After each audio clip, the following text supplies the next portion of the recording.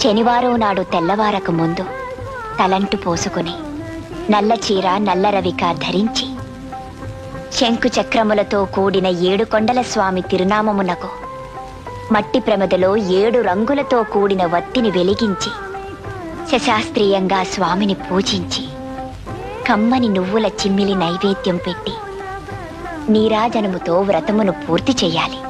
తిరిగి సాయంత్రం వరకు ఉపవాసం ఉండి స్నానము చేసి పసుపు చీర పసుపు రవిక ధరించి వ్రత విధానము సాగించి స్వామికి ఇష్టమైన చక్కెర లడ్డూలను నివేదనము చేసి నీరాజనమునిడి ఒక అతిథిని ఆహ్వానించి భోజనాదులతో సత్కరించి అతిథి భుజించి విడిచిన ఒక మెతుకును అమృతమస్తువని ఆరగించాలి.